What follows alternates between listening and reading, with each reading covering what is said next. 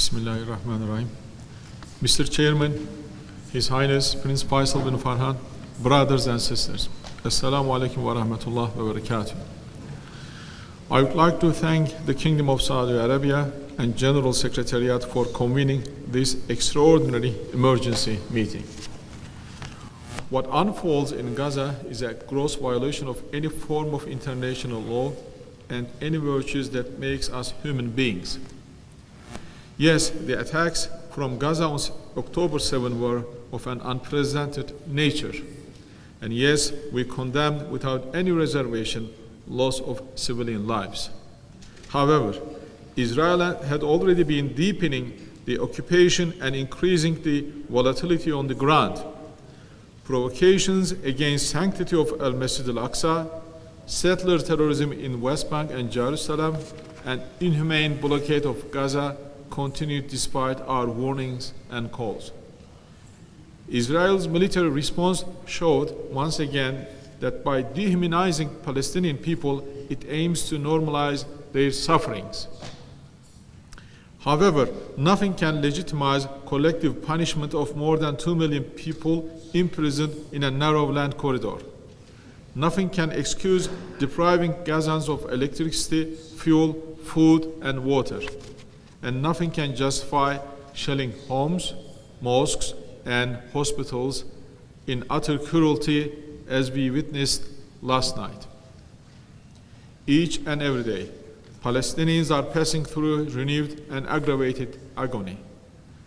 National poet of Palestine, Mahmoud Darwish, once said, I quote, "The Palestinians are the only nation in the world who feels with certainty that today is better than what the days ahead of will hold.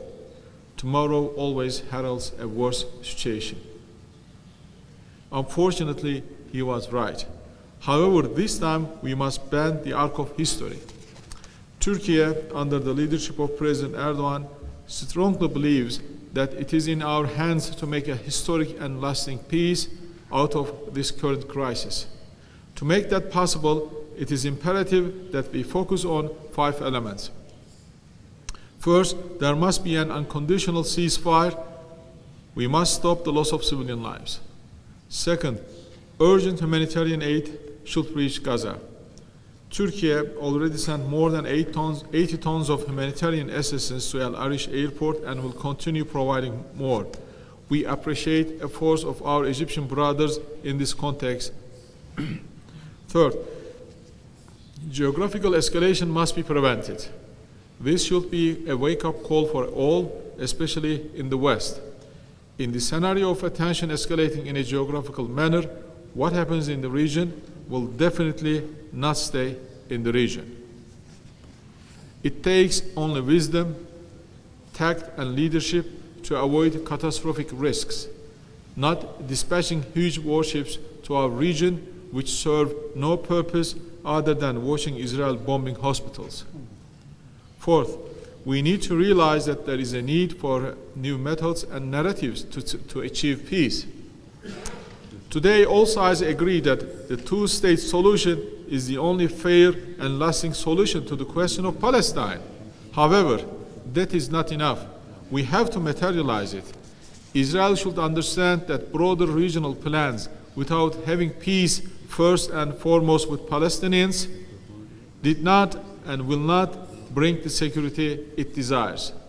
Also, we must dismantle the established rhetoric that serves nothing but structuralizing perversion of truth.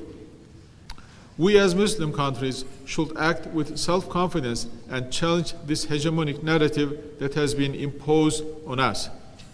Last but not least, it is Turkey's opinion that we must design and put into action a new guarantee mechanism. Muslim countries from the region should ensure survival and well-being of Palestinian people and act as guarantors of a lasting peace. Such kind of mechanism has the potential to create a zone of peace, security, and stability with Palestine at its center. This will be also in conformity with the international protection to be provided to Palestinians as we agreed at the 7th Extraordinary Islamic Summit in Istanbul and as adopted by UN General Assembly resolutions. Dear brothers and sisters, the events unfolding since October 7 showed once again that Muslim world should think, speak, and act in unity. Up until now, on such emergency issues, we met, we condemned, and we adjourned. In order to be relevant this time, we must not leave it there. Israel and others should understand that deferring the peace with Palestinians will have a price. We have to break the vicious cycle of Israel committing an atrocity, receiving then harsh criticism from us, and making the world forget it by committing another atrocity. They are accustomed to this pattern. Muslim world should take the bold decisions and relentlessly implement them in a gradual way, until a sovereign, independent, and contiguous state of Palestine with East Jerusalem as its capital come to life. To that end, I propose to include the following paragraph in the final communiqué: urges member states to apply all feasible and effective diplomatic, legal, and coercive measures to stop the occupying power Israel's crime against humanity. Additionally, the Executive Committee shall mandate the Secretariat to devise a plan of measures and actions on Israel.